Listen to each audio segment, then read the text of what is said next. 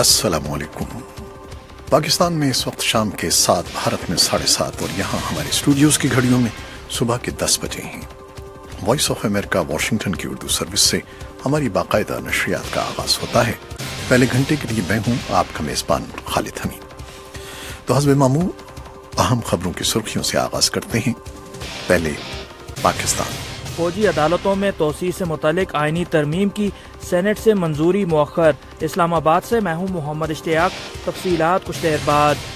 Social media हमारे मजहब और ईमान से ज़्यादा अहम नहीं है। वफाकी वज़ीर दाखिला का बयान। तौहीन आमेज मवाद फैलाने वाले सोशल मीडिया पर पाबंदी लगाने या ना लगाने का फैसला अदालत दे सकती है। जज के रिमार्क्स। इस्लामाबाद से मैं हूँ नासिर महमूद। तफसीलात कुछ देर बाद। कबायली इलाके और रकज़ई एजेंसी में एक कार्रवाई में 5 दहशतगर्द हलाक। झड़प में 2 फौजी भी मारे गए। इस्लामाबाद से मैं हूँ मोहम्मद इश्तियाक। तफसीलात कुछ देर बाद। मरदमशुमारी फार्म में सिख मजहब का खाना शामिल करने का हुक्म। मैं हूँ डेरा इस्माइल खान से शमीम शाहिद। तफसीलात कुछ देर बाद। अगर बर वक्त इकदाम न किए गए तो पाकिस्तान को आइंदा सालों में पानी की शदीद कमी का सामना करना पड़ सकता है। माहिरीन का इंतबाह। इस्लामाबाद से मैं हूँ मोहम्मद जलील। तफसीलात कुछ देर बाद। और दूसरी अहम खबरों में शाम के शहर रक्का में एक स्कूल के नज़दीक एक फ़ज़ाई हमले में बुध के रोज़ कम से कम 33 अफराद हलाक हो गए हैं। अमरीका और जनूबी कोरिया के हुक्काम का कहना है कि शिमाली कोरिया का बुध को किया जाने वाला मिसाइल तजर्बा नाकाम हो गया है। ऑस्ट्रेलिया में एक ओहदेदार ने बताया है कि शाम और इराक के जंगों से मुतासर होने वाले 12,000 पनाह गुज़ीनों की ऑस्ट्रेलिया में आबादकारी का वादा तकरीबन पूरा होने जा रहा है।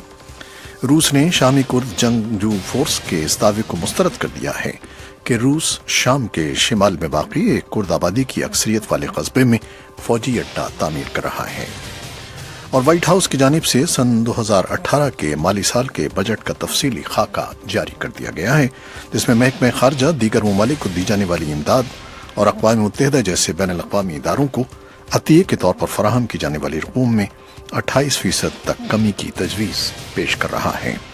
अमरीका के आइंदा माली साल में मुजव्वज़ा कमी से क्या अमरीका की तरफ से पाकिस्तानी इमदाद में कमी वाक़ई होगी, और अगर होगी तो किस मद में होगी, ये ताहाल वाज़ेह नहीं है।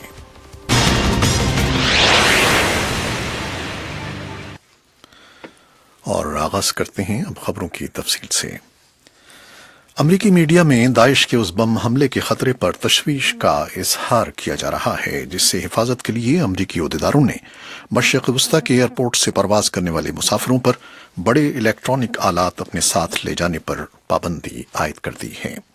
न्यूयॉर्क टाइम्स ने नाम जाहिर न करते हुए ज़राए के हवाले से कहा है कि ये पाबंदी दाइश जिहादियों के उस मंसूबे के दिफा के लिए लगाई गई है कि ऐसा छोटे से छोटा बम तैयार किया जाए जो लैपटॉप की बैटरी में रख दिया जाए।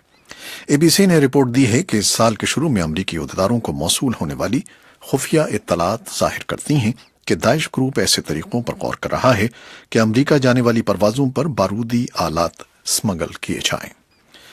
सफरी तहफ़्फ़ुज़ के अमरीकी इदारे ने ताहम किसी मखसूस खतरे से इनकार किया है और एक बयान में कहा है कि ये पाबंदी उन इत्तलात पर मबनी है कि दहशतगर्द ग्रुप मुसाफिर परवाजों को निशाना बनाने की कोशिश करते रहते हैं। बरतानिया ने भी मंगल के रोज कहा कि मशरिक़ वस्ता से ताल्लुक़ रखने वाले 6 मुल्कों की परवाजों के जरिए मुल्क आने वाले मुसाफिरों पर लैपटॉप और दीगर बड़े बरक़ी आलात लाने पर बंदिश आयद होगी। वॉइस ऑफ अमेरिका के लिए सलातीसा होक की रिपोर्ट के साथ असद हसन। आज के दौर में बहुत से मुसाफिर बरकी आलात के बगैर सफर का तस्वुर भी नहीं कर सकते। इमितवा दत्त अबू धाबी की फ्लाइट से वाशिंगटन पहुंचे हैं। People carry laptops and iPads for all kinds of reasons related to work, related to... उनके अल्फाज हैं कि लोग काम और रोजमर्रा की जिंदगी से मुतालिक चीजों की वजह से लैपटॉप्स या आईपैड के साथ सफर करते हैं। अगर वो साथ नहीं लाते तो वो क्या करेंगे।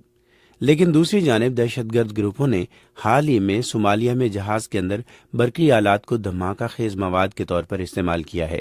ट्रंप इंतजामिया ने मंगल के रोज ऐलान किया कि वो अमरीकियों के खिलाफ ऐसे दहशतगर्द हमलों की रोकथाम के लिए ये इकदामात ले रहे हैं। elevated intelligence that we're aware of indicates that terrorist groups continue to target commercial aviation. White house کے ترجمان شان اسپائسر کہہ رہے ہیں کہ ہم خفیہ معلومات کی بنیاد پر اس بات سے آگاہ ہیں کہ دہشت گرد گروپ کمرشل پروازوں کو ہدف بنا رہی ہیں اور اپنے حملوں میں جدید طریقے استعمال کر رہے ہیں، بشمول دھماکہ خیز آلات کو سمگل کرنے کی شکل میں۔ برطانوی حکومت نے بھی منگل کے روز اسی طرح کی پابندیوں کا اعلان کیا۔ مسافروں کو پہلے ہی ہوائی اڈوں پر سخت سیکیورٹی سے گزرنا پڑتا ہے اور بعض لوگ کہتے ہیں کہ یہ اضافی سیکیورٹی اقدامات غیر ضروری ہیں۔ There's enough screening going on and that's not necessary. I think that's a little much. I don't think banning electronics will help. Terrorists can do so many other things. مختلف مسافروں کا رد عمل آپ نے سنا، وہ کہہ رہے ہیں کہ جس طرح کی تلاشی ہو رہی ہے وہ غیر ضروری ہے۔ ان کا نہیں خیال کہ اس سے کچھ مدد ملے گی۔ دہشت گرد بہت سے دیگر طریقے ان کے بقول اختیار کر سکتے ہیں، لیکن سیکیورٹی امور کے ماہرین کا کہنا ہے کہ برقی آلات کو جہاز کے کیبن میں نہ لانے دینا ایک دانش مندانہ فیصلہ ہے۔ ڈینیل گارشیز اٹلانٹک کارپوریشن میں سیکیورٹی امور سے وابستہ تجزیہ کار ہیں۔ اسکائپ پر وائس آف امریکہ کے ساتھ گفتگو کرتے ہوئے انہوں نے کہا، is that what we're essentially seeing is that by putting the equipment into the hold of the plane, we are separating. یہ بڑی اہم چیز ہم دیکھ رہے ہیں کہ برقی آلات کو سامان کے حصے میں رکھوا کر دراصل ان آلات کو ان افراد سے الگ کیا جا رہا ہے جو اس کو دھماکے کے لیے استعمال کر سکتے ہیں۔ گارسٹین نے کہا کہ اگر ممکنہ دہشت گرد ان ایئر لائنز کا رخ کریں جو ان آلات کو کیبن میں لانے پر پابندی نہیں لگاتی، تو پھر مزید ملکوں کو بھی اس جیسے اقدامات کرنے کی ضرورت ہوگی۔ ان اقدامات کے نتیجے میں امریکہ اور برطانیہ آنے والی فلائٹس ان مسافروں کے لیے طویل اور بوریت والی فلائٹس ہو سکتی ہیں جو اپنے لیپ ٹاپس اور دیگر برقی آلات کے ساتھ جہاز میں وقت گزارنا پسند کرتے ہیں۔ اسد حسن، وائس آف امریکہ، واشنگٹن۔ امریکی وزیر خارجہ کو ان کے اس فیصلے پر سخت تنقید کا سامنا ہے کہ وہ آئندہ ماہ برسلز میں ہونے والے نیٹو وزرائے خارجہ کے اجلاس میں شرکت نہیں کریں گے اور وہ اپریل میں دیر گئے روس کا دورہ کریں گے۔ محکمہ خارجہ کے قائم مقام ترجمان مارک ٹونر نے منگل کے روز ایک بریفنگ کے دوران اخباری نمائندوں کو بتایا تھا کہ ٹلرسن پہلے سے طے شدہ مصروفیات کے باعث نیٹو کے اجلاس میں شرکت نہیں کر سکیں گے۔ رائٹرز خبر رساں ادارے نے منگل کے روز خبر دی کہ نیٹو کے 28 ارکان کے اجلاس میں شریک ہونے کے بجائے ٹلرسن 6 اور 7 اپریل کو صدر ڈونلڈ ٹرمپ اور ان کے چینی ہم منصب شی جن پنگ کے درمیان فلوریڈا میں ٹرمپ کے مارا-لاگو میں ہونے والی ملاقات میں موجود ہوں گے۔ ٹونر کا کہنا تھا کہ قائم مقام وزیر خارجہ اور سابق سیکریٹری ٹام شینن نیٹو اجلاس میں امریکہ کی نمائندگی کریں گے۔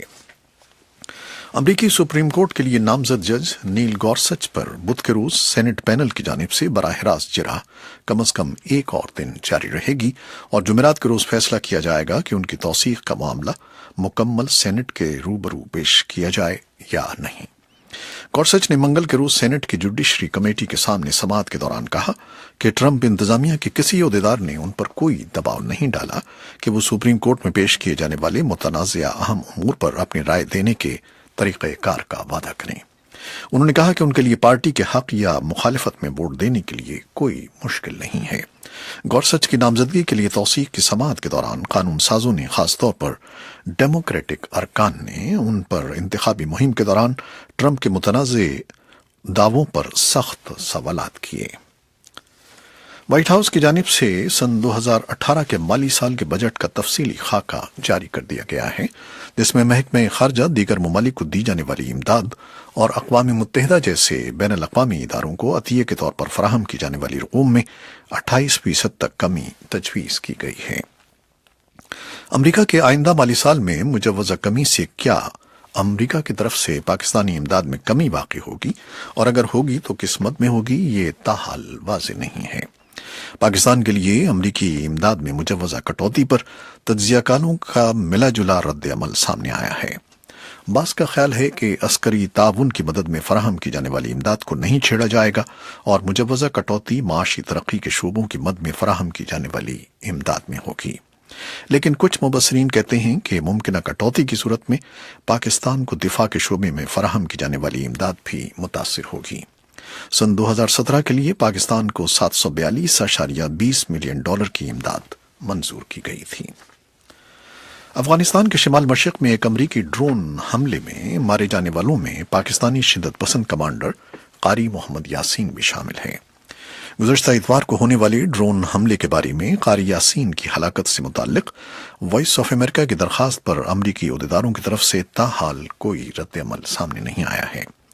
تاہم پاکستانی طالبان کے ایک ترجمان اور لشکر جھنگوی العالمین نامی تنظیم کے ترجمان نے یاسین کی ہلاکت کی تصدیق کی ہے۔ واضح رہے کہ افغانستان کے جنوب مغربی صوبے پاکتیکا میں ایک کار کو ڈرون سے نشانہ بنایا گیا۔ اس گاڑی میں قاری محمد یاسین بھی سفر کر رہا تھا۔ اور پاکستان کے ایوان زیریں سے منظوری حاصل کرنے کے بعد فوجی عدالتوں کی مدت میں توسیع کے مسودہ قانون کو ایوان بالا سینٹ میں حکمراں پارٹی نون لیگ کو اپنی 2 اتحادی جماعتوں کی جانب سے مخالفت کا سامنا کرنا پڑ رہا ہے۔ پختونخوا ملی عوامی پارٹی اس بل کے خلاف ہے، جبکہ جمعیت علماء اسلام فضل الرحمان گروپ اس میں ترمیم چاہتی ہے۔ اسلام آباد سے اس کی تفصیل دیں گے محمد اشتیاق۔ پاکستان کے ایوان بالا یعنی سینٹ نے آرمی ایکٹ میں ترمیم کے بل کو تو کثرت رائے سے منظور کر لیا، لیکن فوجی عدالتوں کی مدت میں 2 سال کے لیے توسیع سے متعلق 28ویں آئینی ترمیم پر رائے شماری آئندہ ہفتے تک ملتوی کر دی ہے۔ فوجی عدالتوں کی بحالی اور توسیع سے متعلق آئینی ترمیم کو بدھ کی شب قومی اسمبلی کے 2/3 سے زائد اراکین نے منظور کر لیا تھا، جس کے بعد توقع کی جا رہی تھی کہ اس بل کو بآسانی سینٹ سے منظور کرا لیا جائے گا، لیکن ایسا نہیں ہوا۔ سینٹ کے اجلاس میں حکومت کی 2 اتحادی جماعتوں جمعیت علماء اسلام فے اور پختونخوا ملی عوامی پارٹی کے علاوہ بلوچستان نیشنل پارٹی نے اپنے تحفظات کا اظہار کیا۔ جمعیت علماء اسلام فے کے سینیٹر عطاء الرحمان نے وائس آف امریکہ سے گفتگو میں کہا کہ ان کی جماعت یہ سمجھتی ہے کہ اسلام کے نام پر دہشت گردی ایسی اصلاحات قانون کا حصہ نہیں ہونی چاہیے۔ تو ہم نے پھر درخواست کی کہ اس چیز کو نکال دیا جائے اور ایک دہشت گردی کہا جائے، پھر اس میں جو بھی ہے، اگر کوئی مذہبی جماعت یا مذہبی لوگ اس طرح کی دہشت گردی کرتے ہیں، ہم ان کا نہ حمایت کرتے ہیں بلکہ ہم نے تو ان کی مخالفت ببانگ دہل کی ہے، لیکن بجائے اس کے کہ اس الفاظ کو نکالا جاتا، ایک مرتبہ پھر یہ کہا گیا کہ اسلام اور مذہب کے نام کو جو مس یوز کرتے ہیں، تو یہ تو جیسے آدمی بارش سے بھاگے اور پرنالے کے نیچے کھڑا ہو جائے۔ انسانی حقوق کی تنظیموں کی مخالفت کے باوجود پیر کو قومی اسمبلی کے 255 اراکین نے فوجی عدالتوں کی بحالی اور توسیع سے متعلق مسودہ قانون کی منظوری دی تھی، جبکہ 4 اراکین نے مخالفت کی۔ حقوق انسانی کی تنظیم human rights commission of Pakistan کی چیئرپرسن زہرہ یوسف نے وائس آف امریکہ سے گفتگو میں کہا کہ ضروری ہے کہ ملک میں سویلین عدالتی نظام کو مؤثر بنایا جائے۔ جی، ہم لوگوں نے اس وقت سے جس وقت پہلی دفعہ ملٹری کوڈز اور آرمی ایکٹ میں ترمیم آئی تھی، اس وقت سے ہم اس کی مخالفت کر رہے ہیں، اور اسی بنیاد پہ کہ اس سے جو ایک پرنسپلز ہیں انصاف کے، وہ پورے نہیں ہوتے ہیں، اس کے جو تقاضے ہیں پورے نہیں ہوتے ہیں، اور ابھی بھی ہماری جو پوزیشن ہے وہ یہی ہے۔ افسوس یہ ہے کہ 2 سال حکومت نے گزارا اور جو کمٹمنٹ تھی کہ وہ ریفارمز لائیں گے جوڈیشل نظام میں، اس طرف کچھ انہوں نے نہیں توجہ دی۔ تاہم حکومت کا کہنا ہے کہ ملک کو غیر معمولی حالات کا سامنا ہے، جن سے نمٹنے کے لیے غیر معمولی اقدامات کی ضرورت ہے۔ فوجی عدالتوں میں توسیع سے متعلق ترمیمی بل میں اس مرتبہ یہ بھی تجویز کیا گیا ہے کہ کسی بھی ملزم کو گرفتاری کے 24 گھنٹوں کے اندر عدالت کے سامنے پیش کیا جائے گا، جبکہ ملزم کو یہ بتانا بھی ضروری ہوگا کہ اسے کس الزام میں گرفتار کیا جا رہا ہے۔ اس کے علاوہ ملزم اپنی مرضی کے وکیل کی خدمات بھی حاصل کر سکے گا۔ پشاور میں دسمبر 2014 میں آرمی پبلک اسکول پر دہشت گردوں کے مہلک حملے کے بعد ملک میں 2 سال کی مدت کے لیے فوجی عدالتوں کے قیام کے لیے آئینی ترمیم منظور کی گئی تھی، جس کے بعد جنوری 2015 میں قائم کی گئی فوجی عدالتوں کی 2 سالہ مدت رواں سال 7 جنوری کو ختم ہو گئی تھی۔ اس کے بعد سے ان عدالتوں میں توسیع کے لیے حکومت نے سیاسی جماعتوں سے مشاورت شروع کر دی۔ حکومت کا موقف رہا ہے کہ وہ فوجی عدالتوں میں توسیع سے متعلق آئین میں ترمیم کی منظوری اتفاق رائے سے چاہتی ہے، تاکہ یہ واضح پیغام دیا جا سکے کہ دہشت گردی کے خلاف تمام سیاسی جماعتیں متحد ہیں۔ محمد اشتیاق، وائس آف امریکہ، اسلام آباد۔ شام کے شہر رقہ میں ایک اسکول کے نزدیک ایک فضائی حملے میں بدھ کے روز کم از کم 33 افراد ہلاک ہو گئے ہیں۔ شام کے انسانی حقوق پر نظر رکھنے والی ایک تنظیم نے بتایا کہ یہ فضائی حملہ جو خیال ہے کہ امریکی قیادت والے اتحاد نے کیا ہے، دارالحکومت المنصورہ کے باہر منگل کے روز کیا گیا، اور یہ اسکول شام کی جنگ سے بھاگ کر آنے والے بے گھر لوگوں کے لیے پناہ گاہ کے طور پر کام کر رہا تھا۔ امریکی سینٹرل کمانڈ نے بدھ کے روز وائس آف امریکہ کو بتایا کہ ان کے پاس مبصر تنظیم کے اس دعوے کا ثبوت نہیں ہے، لیکن وہ تحقیقات کر رہی ہے۔ رقہ داعش کا حقیقی دارالحکومت ہے اور اس کی مخالف فورسز کا اس شہر پر قبضہ حاصل کرنا ایک مرکزی ہدف ہے۔ امریکی قیادت والے اتحاد نے، جن میں 1 درجن سے زیادہ ملک شامل ہیں، حالیہ دنوں میں داعش کے خلاف رقہ میں متعدد فضائی حملے کیے ہیں۔ اتحاد کے حساب سے ہفتے، اتوار اور پیر کو روزانہ تقریباً 20 حملے کیے گئے ہیں۔ تو یہ تو وہ خبریں اور رپورٹیں تھیں جو ہم نے فیس بک لائیو پر آپ کے لیے پیش کی، لیکن ویب سائٹ پر اور ریڈیو پر ہماری یہ نشریات ابھی جاری ہیں، تو ہمارے ساتھ رہیے گا اور فیس بک لائیو سے ہمیں اجازت دیجیے۔ اللہ حافظ۔